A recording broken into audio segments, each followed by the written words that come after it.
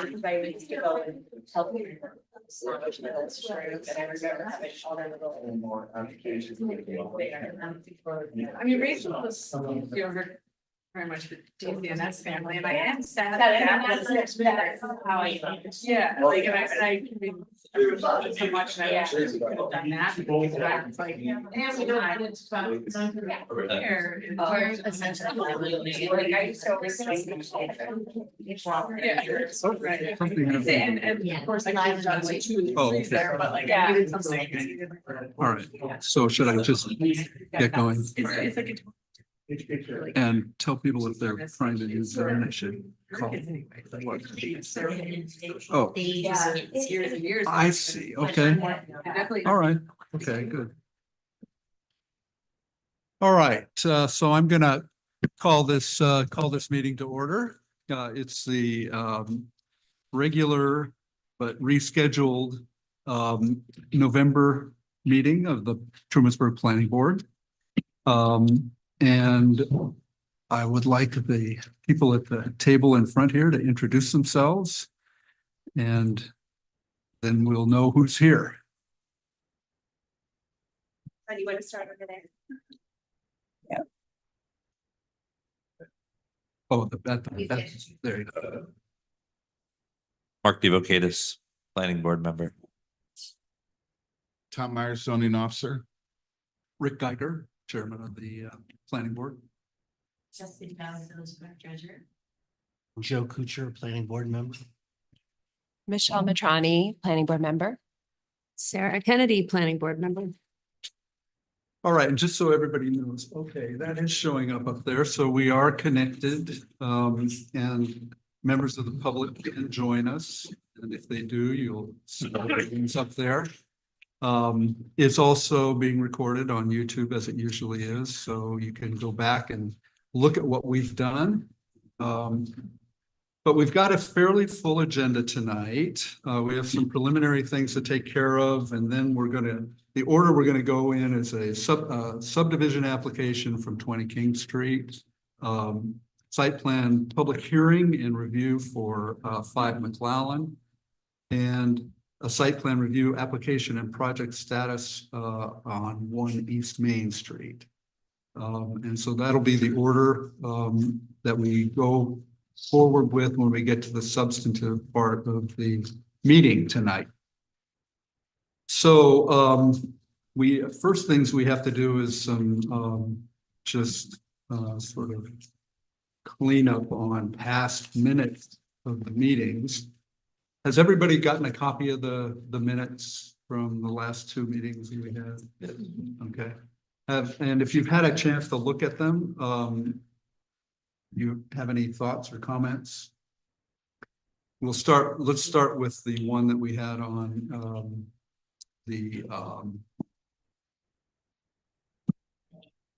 in May. I was trying to think of the name of it's the ice cream bar site plan review.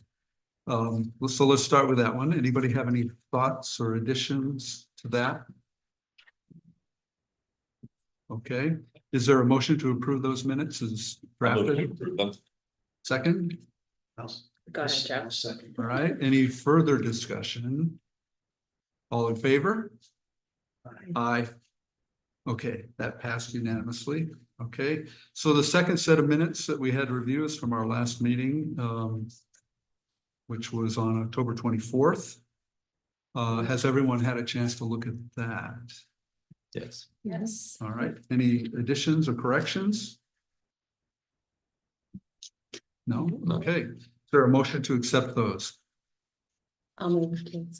I'll second that. All in favor? Aye. Okay, fine, so okay, now our minutes have been approved and we can move into the substantive part of the agenda tonight. So let's start with the 20 King Street application.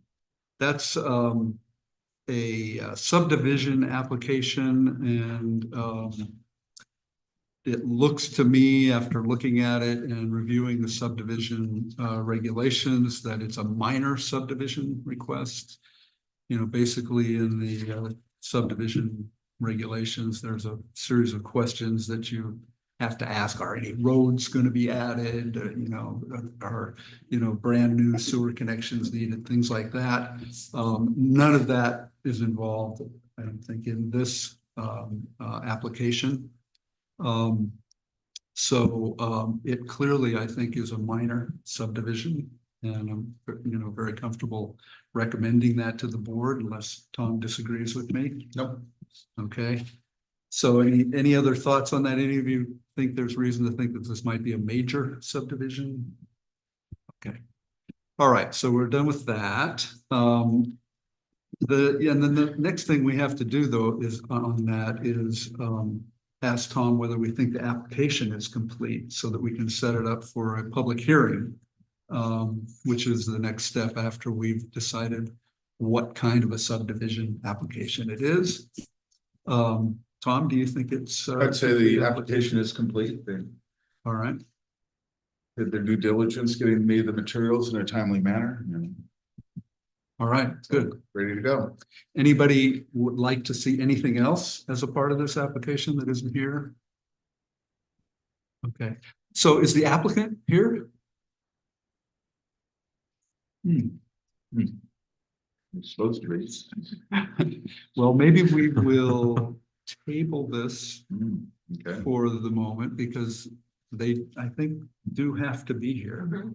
Yeah. So, No, I made that pretty clear. okay, all right, so I thought maybe they might be, is the applicant on Zoom? No, there's No. nobody. Okay, all right, so maybe we will just table that and hopefully the applicant will arrive and we'll be able to move on. So that's tabled. We haven't taken any action on that at this point, although we have decided that it's complete and that it's minor. So the next step will be to hear from the applicant and then to set it up for a public hearing. That'll be, if it happens, it'll be on the rescheduled December meeting.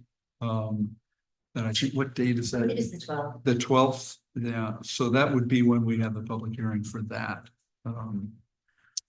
But let's table that and move on to the next order of business. And that's the public hearing and review on 5 McClellan, the Trumansburg Conservatory of Fine Arts, and their proposal and site plan review application, which we've gone through. We've determined that it is complete. We've determined that it's a type 2 action that doesn't require any further environmental review. And so we have gone ahead then and set it up for a public hearing, which is sort of the last step before we actually decide whether there are additional things we want to consider in connection with the site plan review application. So what we do for that is we open a separate public hearing. Is there a motion to open the public hearing on this application? Second to that, I'll second it. in favor? Aye. Right. Right, that's unanimous. So the public hearing is now officially open, and I'll ask our clerk, have you received any written submissions on this? I have not as of 4 p.m. Okay. And we met all the notice requirements for that, okay? Right. Plenty of time. And so are there comments from the public on this application? Yes. Just give us your name and use the microphone. Yep. Hi, my name is Vivian Rose. I live at 104 Pennsylvania Avenue in Trumansburg. I, in preparation for these comments, actually wrote a 3-page annotated, cited, et cetera, statement for you, which I lost in the beautiful internet just a few hours ago. So, and I could not redo it between then and your written deadline. So I'm here to say the things that were top of mind at that point. And to just give some background about me and my comments. I'm a lover of the conservatory. I love the building. I love the effort. I love the impetus. I love the intention. I love everything about it. And I have questions. And they come from my 23 years of experience as a now retired National Park Service Cultural Resource Manager who had to apply National Historic Preservation Standards to National Park Service landmark or historic register sites. And so I reviewed the minutes, I reviewed the seeker, I reviewed the site application materials that you have. I reviewed the Secretary of Interior standards for rehab. Again, I reviewed the most recent ADA accessibility standards. I reviewed the Village Comprehensive Plan 2019. And there are three things that kind of stick out at me that I would like to ask the planning board to consider requesting some more information to complete the public record of how the planning board approached this project. The first is, I don't think that the documentation is complete. I see that in the materials that were provided for you, there is something that says that the SHPO has reviewed this and approved it. I want to see that in the public record here, because I think that the planning board has responsibility under the Village Comprehensive Plan to assure that this building, which is the character defining feature of a neighborhood, and which is one of 4 National Register listed sites in the village and one of only 8 in the town, actually maintains the historic characteristics that make it the defining feature of that neighborhood and that qualify it for the National Register. And in particular, because the Village Comprehensive Plan says that the village will plan so that historic resources are not unnecessarily removed, I think the planning board has more responsibility than it would if it were reviewing the remodel of a 1960s home or whatever. It seems to me that the standard for documentation for one of these 4 treasured buildings in our community needs to be a little higher. The other thing that I notice in the documentation is that seeker says that this action, which I can only judge from what I saw on the website and what I've seen in the newspapers, is in compliance with the 2019 village plan. So there are some choices of change or loss of historic material that I want to understand how that decision or characterization was reached and whether or not the board approves and agrees. The other thing that I want to know is, in some comments, I've seen that TCFA wants to or thinks of itself as a community center, which is certainly, there are many wonderful things that happen there, but the village plan says that in one place that a community center where youth activities and recreation happens is the purview of Trumansburg Community Rec. And certainly arts mission is a wonderful thing and outreach is a wonderful thing, but a mission that is an arts mission has also the responsibility to preserve art within the community. And that building is a work of art, or it wouldn't be on the National Register. So the first one is the documentation and the the first one is the comprehensive plan. The second one is the documentation, the SHPO letter. I would love to see the decision-making process whereby both front doors are going to be removed to be replaced by ADA doors. That's at least what I understand from the materials. And the placement of the bathroom, which could also be on the right side of the right door closest to the ADA ramp, with a door through from the main hall that would allow handicapped access to be actually from the event and not in front of upstairs going up to the choir loft. Because the Secretary of Interior standards say that, of course, ADA accessibility is required by law, but the standards say accessibility is provided, fabric and historic material is not lost unnecessarily. There has to be a finding of what can be lost in order to meet the function. And this building is 173 years old. These doors are the only ones that have been built for this building. I can't tell from the elevation what is going to replace them. Or the framing that is on the site plan demo list, or the other doors that are also going to be demoed. So that to me means not only more documentation, but it also means if they are removed, if the planning board, either if the SHPO has already approved, what's the process by which they're going to be documented? They're going to be preserved for other use. They're going to become part of the historic record in the community. Are they going to go to the Historical Society? Are they going to be used elsewhere in the building? These are all part of the conversation that happens when a historic building is being renovated or rehabilitated. This building, I also, provided a link to the National Register documentation for the building in case the planning board members are not familiar with it. Excuse me for a moment. The building,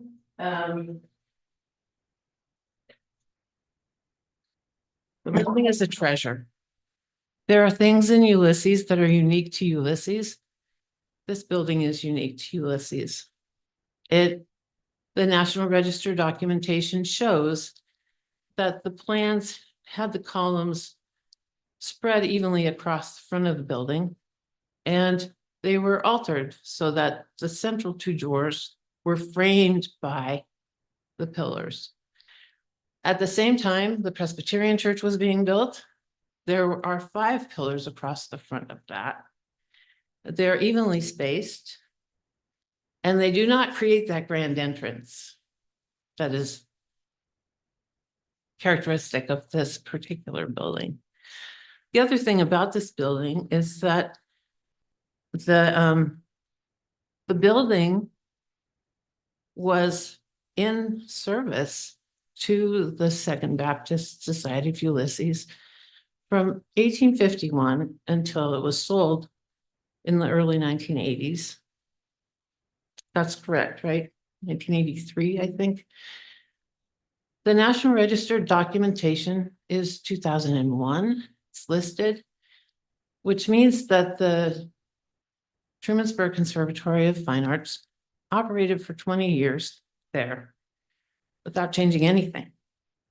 And between 2001 and 2023 is another 22 years of not changing those doors and not changing the foyer. So ADA is 1991.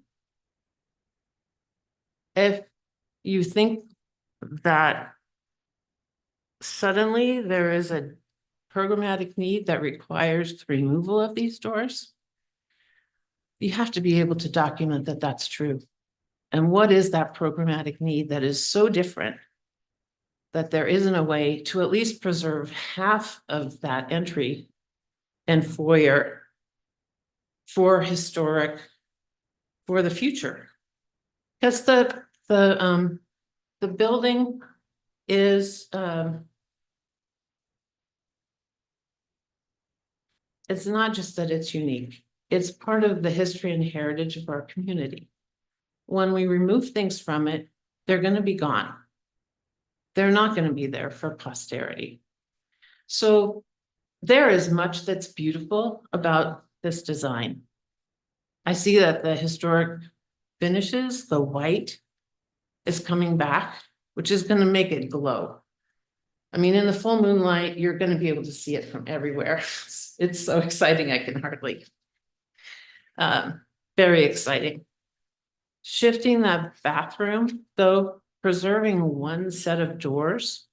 The exit, outside door, the inside door.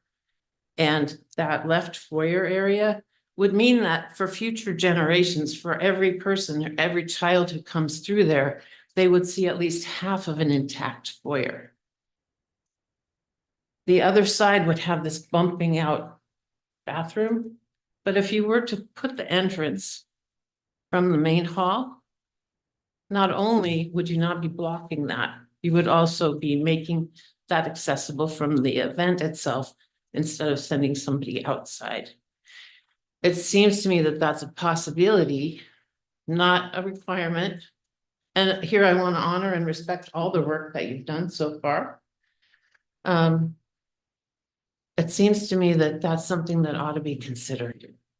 Because I think it honors the historic building, it honors the secretary's standards, it maintains it for our future, and it recognizes that it's not only something that we're going to use now for a particular purpose, but that it has been used by our community for other purposes.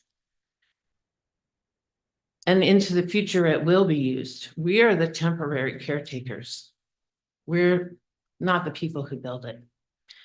The documentation shows that the doors are particular construction and that they were originally grained, which was a common finish. So they looked like oak doors. I can't tell from the elevation what they look like. So I really think the board needs to see an elevation of those doors and whether or not the front of that building is going to change. The Secretary of Standards call out in particular the setting, the neighborhood, the entrance, the finishes, the interior spaces. And again, to be clear, from what I can see, the plans do a beautiful job of the outside building becoming what it was in the 1850s. The finishes, you know, it's not clear because I haven't seen them.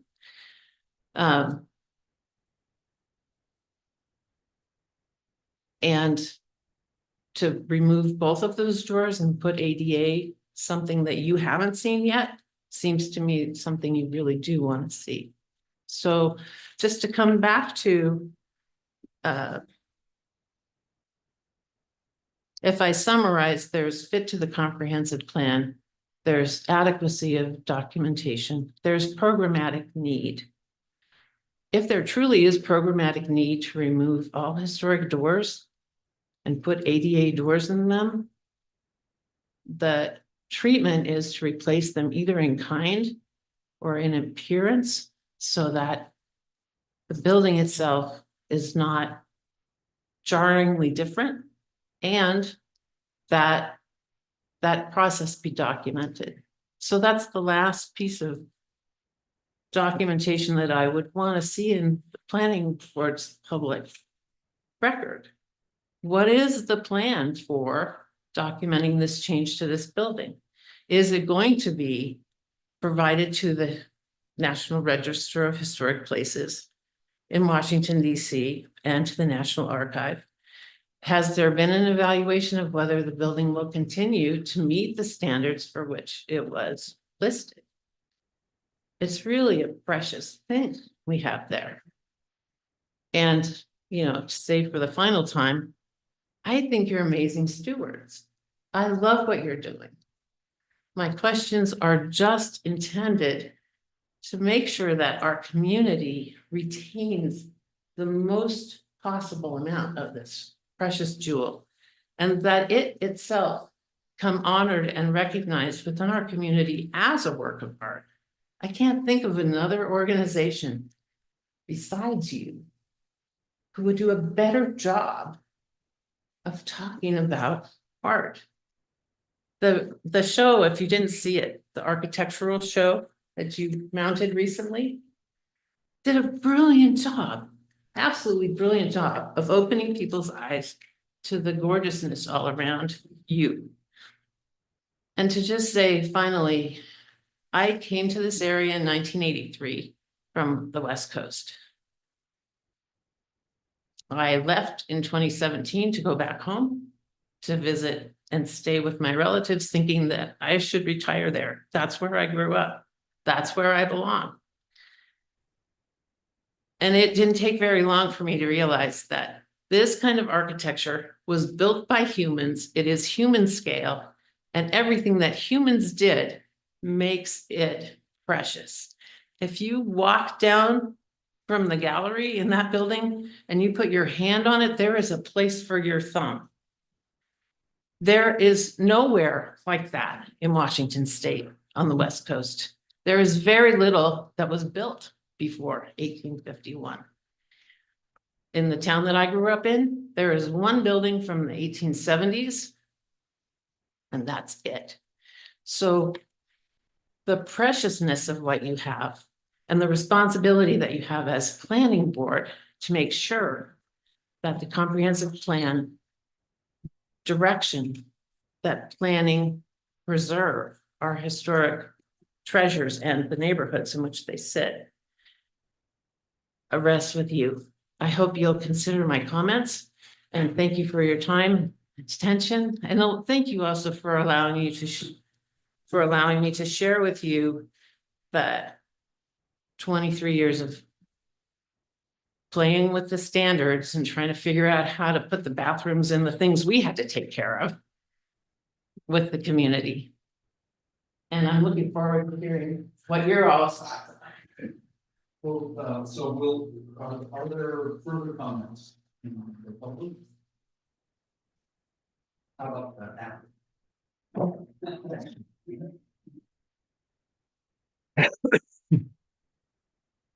Good evening, I'm Ezra Delaney. I'm Chair of the Building Committee for the Conservatory and project manager apparently. So didn't know that was in the job description, but I want to thank you for your comments about the historic preservation and the importance of this building. The Conservatory, it's in our mission to preserve this building, and we take that very seriously.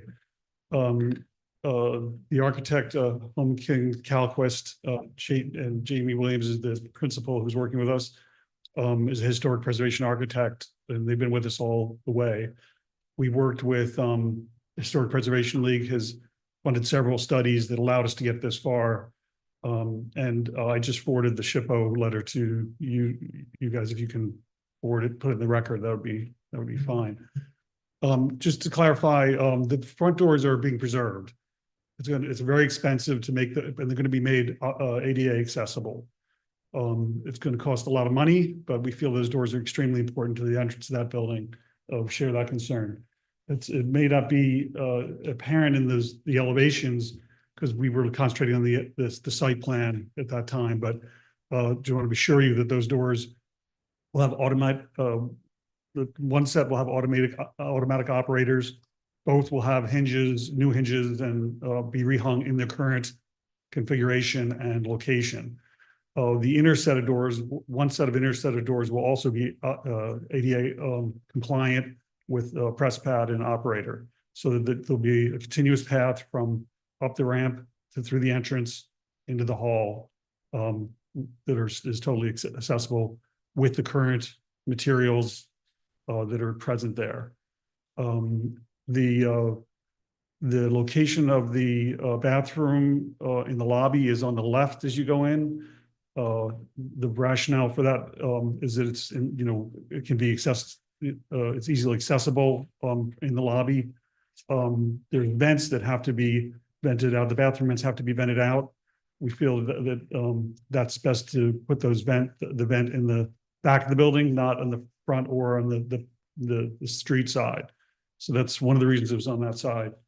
I'm trying to think of the building complies with the national standards. We've studied those. I've worked in historic preservation of buildings all my career in New York City, and New York Public Library, New York Botanic Garden, and Cornell. And so we take those standards very seriously. We're preserving all the ornamental plaster, all the woodwork, and restoring the exterior of the building. So if we have additional set of the construction drawings that we've viewed with Tom of the project, shows that. So it's in the record that calls for us to preserve those doors. So it's a matter of the permit also would also say that. The history is important to this building, and when we were first planning this, we talked to the community about what they wanted and what they needed this building to be. And one of the things they wanted it open to everybody, to be accessible to everyone, and to be more vibrant. And we found that the building not having an accessible bathroom, not having really a code compliant entrance to modern code, it limits us to being safe and being open to the public, and partnering with schools, partnering with other groups to make that building truly accessible. We then went about the design process with Home King Calquist. And during that process, we did have a public hearing meeting to gather public input on the design and the planning that went into that design. And we got some great feedback on that. And everyone we talked to talks about what a treasure that building is and how important it is to the community. And I think that's really shown in the level of support we received from the state, from the county, and from the community that's helping us fund this project and move forward. We're continuing to raise funds for additional work we'd like to do. The interior, I think I spoke about the interior, the plasterwork's all going to be, the ornamental plasterwork's all going to be preserved. Just to speak about the building, when it was taken over in the 80s, and Callista Smith was the director at that time, and she saved that building. They basically just took the pews out, and was it. Really nothing else. I think they put the stage in, and nothing else was really changed in that building. And you know, it's benign neglect is sometimes good. It preserves things rather than people coming in and making bad mistakes of trying to retrofit things. But it's clearly the structure needed work, and we need to make it compliant. As you may notice, as you come out the front door, there's a step in the door. And so people push that heavy door open and they trip through the step. And we have to actually post somebody there to catch people going out at night when they're trying to get out. So I think we've come up with a really sensitive way to address the code concerns and preserve the building. So I don't know, is there anything else I missed? Yeah, I'm sure there's, as far as documentation, the SHPO letter approved our methodology and the design for the phase that we're working on now. The SHPO is designated by the federal government to enforce. My understanding is they're the enforcer of the national standard for the state. And so we typically go to SHPO. We're required to go to SHPO with a landmark building in the state, especially if there's public funds involved, which there are in this case. Okay, thank you. Yeah, just one point. We do have extensive project management documentation that isn't just the elevations. Like that, our part of the building. It's certainly those. So that's important to keep in mind. But this is also why we have to do the hearing. So we can get this kind of input and planning board can give it consideration. And you know, that's what we'll do. You mind if I just make a couple more comments? Sure, go ahead. So from the outside, we do not know what you have. We can only go by what's on the public meeting minutes. And in this case, you know, the pictures that are on your website, et cetera. somewhere in this documentation is the word renovation, which is not a historic treatment. So that's where confusion can come in. Also, that we cannot see what the doors are going to look like. So we don't know that they are the doors of that building. And I appreciate that SHPO letter is going to become a part of this record. I think it's absolutely essential that it be so. So thank you very much. The other thing I'll just say, if you can, recover, or if we can assist you in recovering your written comments, that would be extremely helpful to us. Good luck. They didn't attach to my email and they lost themselves somewhere in my computer, so.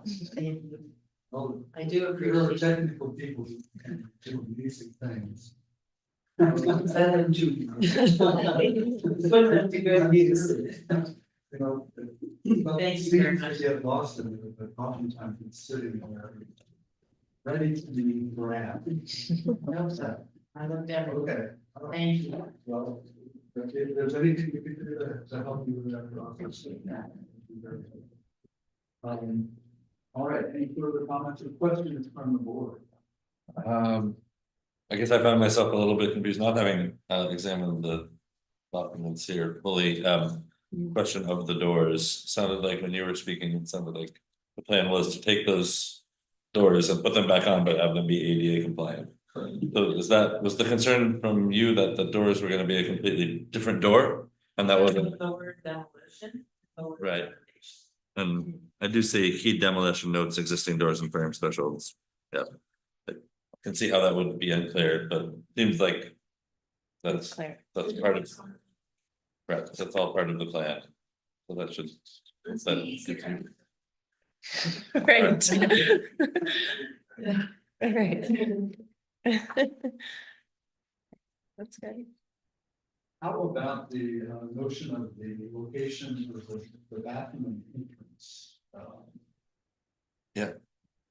Oh, no, we're just, you know, kind of public area we can, you know. I had to that, I also, I was wondering if you could explain what would be gained or what would be not lost by putting the bathroom on the other side in your opinion, I guess.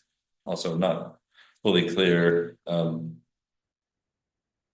like, we don't have to go into it too much, but was there any consideration, either of you guys could answer, if there was consideration to put it on the other side, other than that venting issue? The, I didn't understand the separate entrance, about getting the space in the lobby, the bathroom, we're making the existing doors accessible so people can go to the accessible door, which is the door now. The restroom. And the entrance to the restroom is from the, Or into the bathroom from the main hall. from the performance or from the back of the audience. That would change the interior significantly. Yeah. The house door there, and people going into the bathroom. Yeah, in performance space. That it would compromise the main room. Trying to keep that integrity of that. That makes sense to me. Advantage of having the inner doors to be accessible, push that, so people can go through that, as, and it's also, the way everybody else goes through. But what it doesn't do is retain a section of the foyer that's not changed. Oh, it does. 3/4 of the foyer remains the same. But yeah, no. One bathroom. One bathroom bathroom. On the left. On the left, But the rest of the. so 3/4 of the way to 75% to the right of that.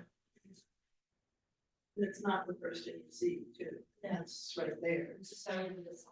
So Right. this, you get entry. Yeah. So what I, from materials available to me. It seems to me that the doorway, that bathroom is gonna directly block access to the. Top of. No, it's No, off. no, It's a sliding. Talking door. Yes. Yeah, and all I know is I remember when I first on board, they were talking like inches. Yeah. How are we gonna make all this happen Yeah. and be ADA compliant Very tight. and keep the building, you know, the integrity of the lobbies? But I mean, there were all these, there was just inches, well, we'll use this to do that. The pocket door, all this. But when you walk in, the first thing you see is all. Yeah, it'll be interesting to see how that shakes out. Because people tend to turn over right. And it'll be. When they enter, they have. Exactly. But yeah, they had to have an ADA compliant. And being able to have a bathroom where the audience doesn't have to go up on the stage. Yeah. You know. Right. Yeah. Totally. You know, they even talk about how it flush and we don't hear it in the waiting room. I mean. That's right. All of these considerations. Sure. Something I recall Ezra going over with me during some of the plan review was that the route for the sanitary drainage is on that side of the building. When you get to a pretty substantial length like that, Yeah. your drop is going to make for some incredible difficulties in getting Yeah, kind of. from point A to point Yeah, B, yeah. let's just put it that way. You would also have to go through the unexcavated part of the basement. It's not an open basement for the whole structure. And it would end up being pretty circuitous. So these are the considerations that I did not see. Yeah. in the public documents. So the That plans are documentation public of record. those Make a huge difference. to the public. The plans are public record. Anybody can make an appointment, come take a look at them. They're usually spread out on one of my desks, so it's Could pretty that simple. Be part of the minutes of this. It already is. Great. Yes, and I'd also say just to board members too. Tom's got the, you know, construction documents. Project management and with lots of detail. If you want to follow up on this. To make sure, you know, that we fully understand it. Which I think, you know, we need to do, so. Any other public comment? Or anybody on the room or where, okay? I think then that what we should do is close the public hearing. And proceed from there. So is there a motion to take the public hearing? I'll move to close the public hearing. Second. All in favor of that? Aye. Okay. All right, so the public hearing is closed and now what we need to do as a board is consider, you know, what we've received, what's part of the public record, what we've heard from the public. And then decide whether we can improve the site plan review, whether we can improve the conditions, or just exactly how we want to see. I'm going to suggest that because of the background material, the need for the shipper letter, and just a further review of some of the issues that were raised tonight, that we postpone that consideration until our next meeting in early December. And that'll give us all time to give some thought, to do a little bit more research, and to make sure that we're comfortable with where we're going to end up, each of us, trying to decide on this. Does that make sense?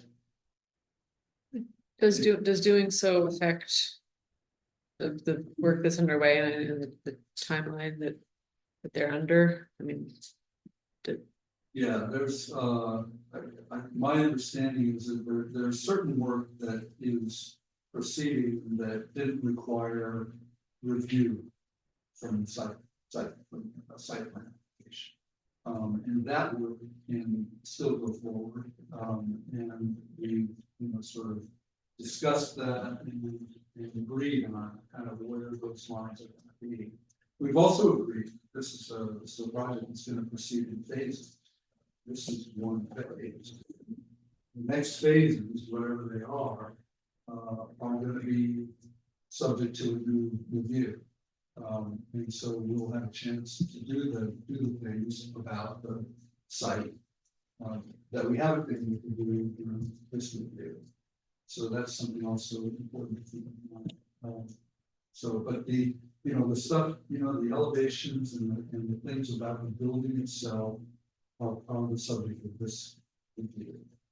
Things that will go on outside and will be added or subtracted in the future will be subject to future. Did that all make sense? Okay. So, anyone think we should try to resolve this tonight? You ready to do that, or it doesn't make more sense to take a look at some of these things that we haven't had a chance to look at and make sure we're comfortable. I'd like to get a clear answer to Sarah's question, though. I'm not, so. And Joe, can you get closer to your microphone or? I'm not sure. I like the question that you ask about if it's gonna, are they allowed to answer or speak to that? So, If it's gonna, if us are in action tonight and waiting until December 12th, what, because we've rescheduled a meeting for December 12th, which is pretty soon. Will that be a great? Yeah, I think it's important that we, everybody's happy and understand what we're doing, so I think that's reasonable. So there's some more doing the structure doesn't affect the site in any way, so.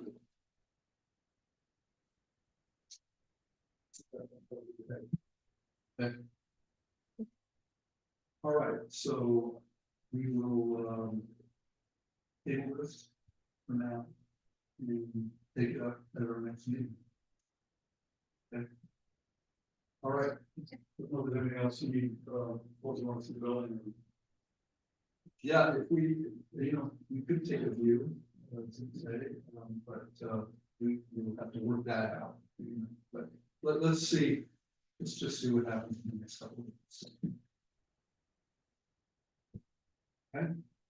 Thank you very much. Yeah, thank you. All right, so the next thing on the agenda, the subdivision applicant did arrive. okay, so we've tabled you for now. We're gonna proceed with our agenda and then we'll get to you, after we finish with all right, so the next item is 150 Main Street. Bill, do you have anything to add to what we already have? We've gotten the application materials, and our focus tonight is going to be on deciding whether that's complete and ready for our. You might email 20 minutes before the meeting. No, Yeah. Chris, change enough. I have it here now. You can draw it up and No, have to do that. Perfect. It's the last minute. Paper, the old fashioned. Brings me right back to No maybe first, The handmaid's. this one. And then I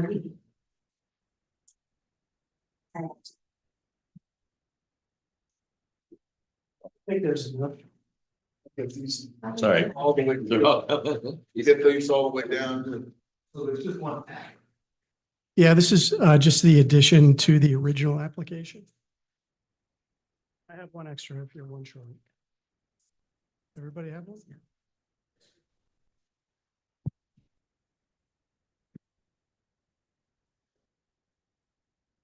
And this particular piece is just a little bit of a rework on the rear parking lot.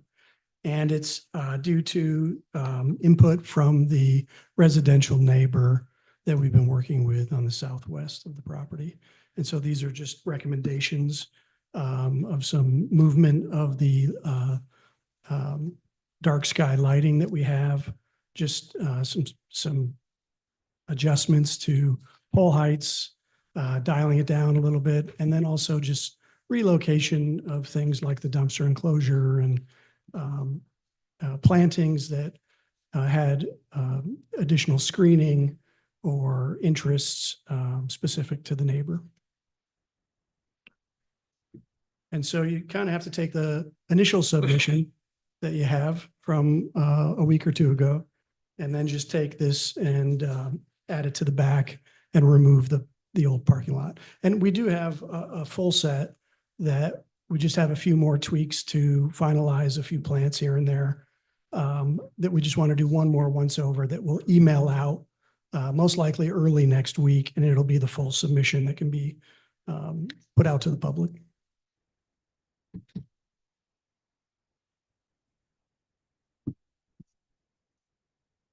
No.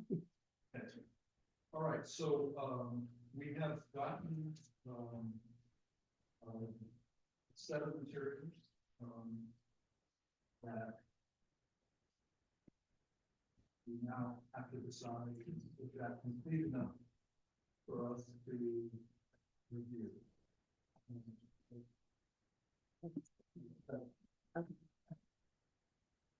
Once we've decided that, then we can proceed and set up a public hearing. Tom, what's your view? You received this late edition. Yeah, I'm just doing my best to compare it with the previous one. They have the same date, which is, makes it, oh, wait a second, no, it's 10/24. That's better. This is a different. So I would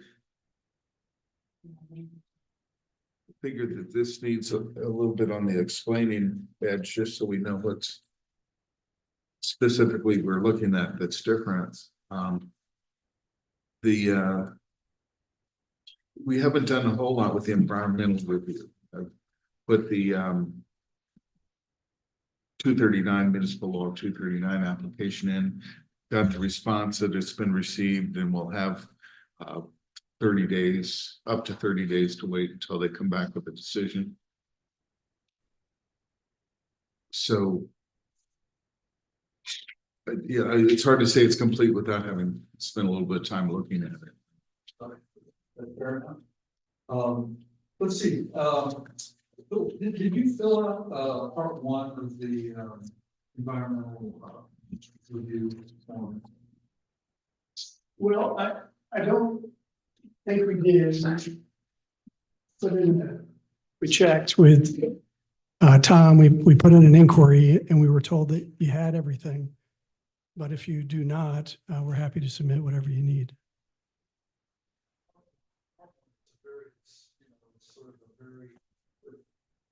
It gives us basic information in writing that we then use to determine whether it requires more full. Yeah. It's a type 2 action, state law. Okay. That says, Is it a form right on the website under the certain PDF tab? Or you're welcome to email it to me. Okay, sure. that's a pretty important piece, because that determination under the state environmental review act is. Yep. We can't make that determination without getting some of the information. So that piece, we probably need to, if you get that in, I don't think we'll need to slow things down. We'll be able to look at that meeting, completeness and still go ahead with, Great. provided that we get all those documents together so that people have to see. Yeah. Yeah, and in the interim, if you have any questions after this evening, my contact information is available, and you guys are welcome to contact me individually with absolutely any question you have. But you're also welcome to visit the site or take a tour. So would it be possible to just walk us through? Yeah. It detail? What are the changes on this? Sure. So you're all familiar with the original submission? And it's essentially a renovation primarily in this meeting for the exterior and the site work that's being done. And it's essentially three phases. The exterior cladding of the building, upgraded front fascia, upgraded front doors that you'll see that are architecturally electric doors that raise. We are redoing the interior under a different permit currently. And then the changes that you'll see around the site are predominantly for the back of the building, which is currently one large gravel parking lot that has some water problems that just run directly into the creek from the road. And so we're correcting all of the stormwater runoff. We're putting in a very extensive planting, green space and patio area, stone walls, and then what I would probably describe as a boutique parking lot that also has a very high-end EV charging station for the community. Hopefully we won't brown out Cayuga Street with the electric usage there, but.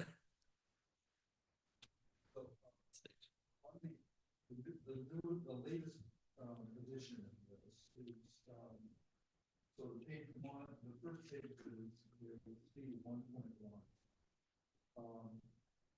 If I compare that with speed 1.1 in the original,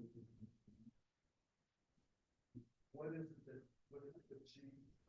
So the parking lot shape changed just a little bit, but not much.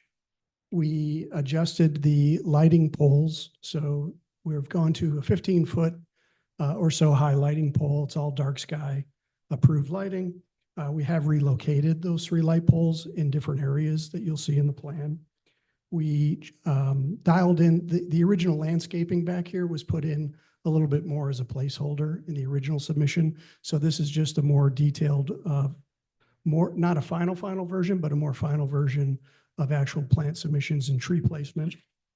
And then you can see we rearranged the dumpster and recycling enclosure that was in the southwest corner, closer to the building, away from the residential area for noise or any disruption. And in addition, it's closer to the building. And so I think it'll be of easier use for the tenant. In addition, we changed around the ADA to make it just a better design than the initial draft. It's a better shape. It has better planting areas, and it's sized a little bit differently to have a few larger parking spaces. And we also added some green space along the stone sitting wall that's on the sidewalk between the parking lot and the rock wall.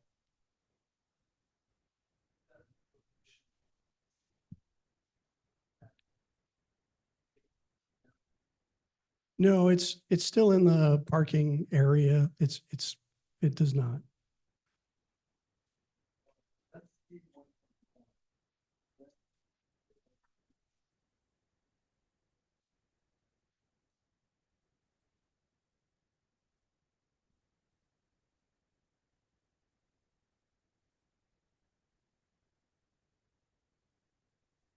So I think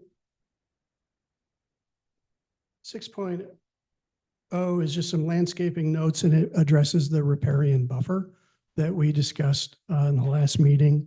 And it has a relatively detailed description of exactly what the process is to improve and repair the riparian buffer.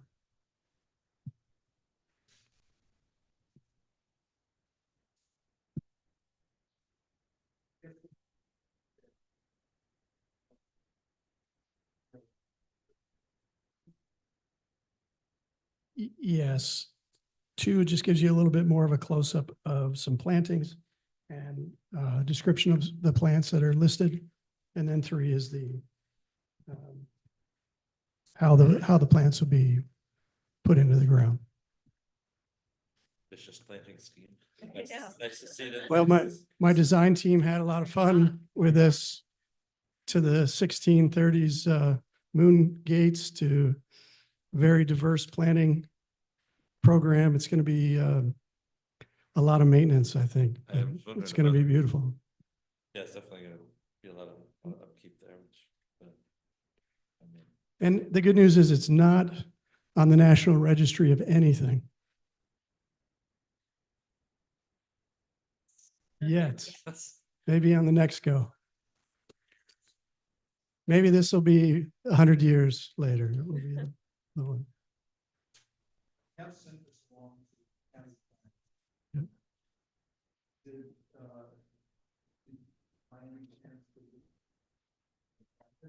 I'll have to send these off to the county for the 239, because they do ask me to state, is everything here complete? Is this what's? Yes. So, but there is a allowance for addendum, so Okay. I can get that going. And you said Great. you emailed this. Yes. Okay, so that'll make it easy to attach to their form and. Yeah, and if you need anything, we'll be there and happy to supply whatever you need. And it is my fault that I didn't tell you get the short environmental form in with it when you. No, your I called at the Hyde Park town asked me. last time. We're even now, Tom. So we're confident that we're going to try to schedule. And that'll give time to get a better- Yeah. Great. Great. Yeah, well, you know, there's a couple of things, this being in the edge of the unique natural area in the flood zone. And within 500 feet of a state roads. That may or may not have influence, I'm not sure. How they go about their process, so it's hard to make any kind of judgment on their time. They say they have up to 30 days. Okay, other questions based on new submissions or based on original submissions?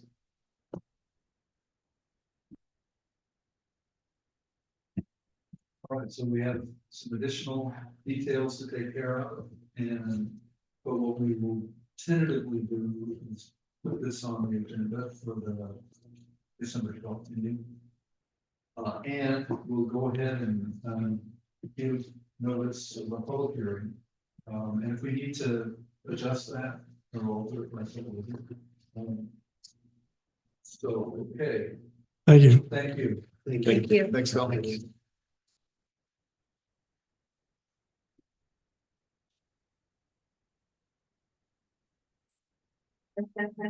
All right, now we're back to 20 King Street, which is a minor subdivision application. And what we have to do in connection with that is determine that we have everything we need to make a decision about it. And for that, first thing I would do would rely on top. Not always the best idea.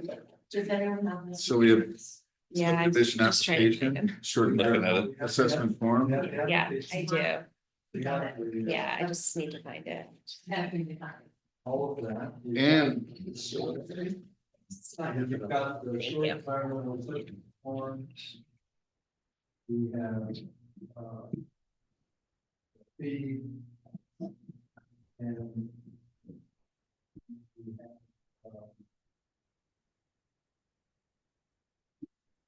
qualification. Who can help with that. Because they don't have access to municipal sewage. Well, with a lot of contortions, you can get to it, but they do some pretty major contortions, so.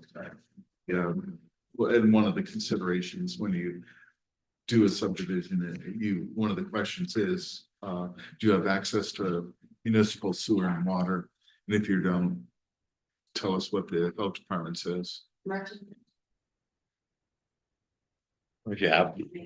Sure. Peter, So we have the survey, you can see what the actual redrawing of the line Mhm. is do. And There's a couple of new lines. This is the property. Have anything to say that you'd like to let us know about in terms of the application? Well, I First, introduce yourself. I'm Billy O'Brien, probably called. Introduce the microphone. That makes it to the recording. You can tip it down. That's right. For a tall person. Okay, so William O'Brien, Billy O'Brien, to everybody. So we own approximately 3 acres on 20 King Street. And we are dividing a piece off for my daughter. And we're building a structure that will be her residence on that property.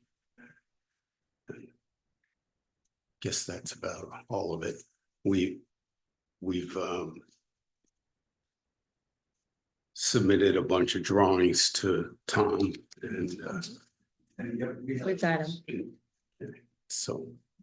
And so, one of the things, to remember about subdivision application is we're not really concerned with, what actually is being built on the property. We're just concerned with whether it meets the standards for actually subdividing this property. If there are things that are being built on the property, then there are other parts of the law that apply about setback requirements, things like that. And they're dealt with by the courts. So we don't get into that, we just get into, do we have the basic materials so that people know where the property lines are? More importantly, so the tax assessor knows where the property lines are. And so that also the conveyance in the future can be exact. So the deeds can be written to the extent that. So that's why it's important for us to do this review. This is something called a minor subdivision. Because there aren't a lot of complexity words. Things like that. And to me, looking at this, we have all of the information we need, with application, we find out. And so the question is whether we can approve this. And so is there a motion to approve the subdivision? I'll move to approve. Second. 1 second. All right, any further discussion, questions for the applicant? Anything else that you'd like to have addressed?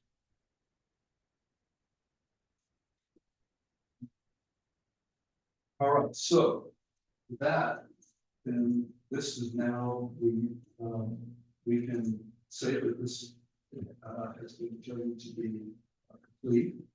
And we can schedule a public hearing. Which we have to do under the ordinance too, and that'll happen, we'll schedule that for December 12th. And then at that meeting, after we hear from the public, and make sure we've got that piece of information. Then we'll make a decision on whether to grant or deny, or to grant with conditions, or something like that. Okay. Okay. Yes.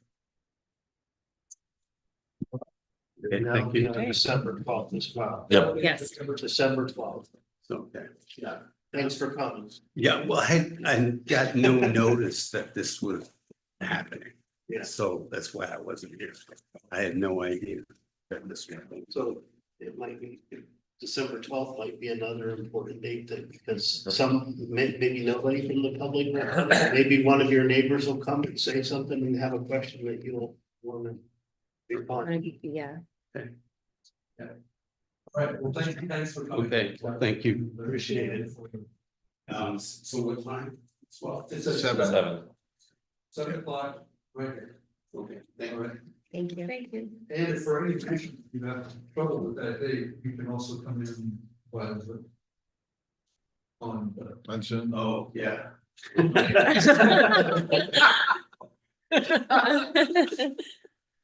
I've actually shared this. Have a good night.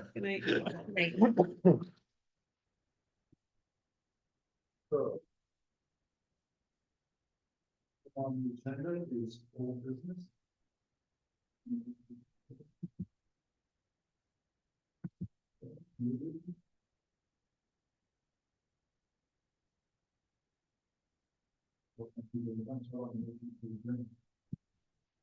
Motion to I'll adjourn. second. Favor?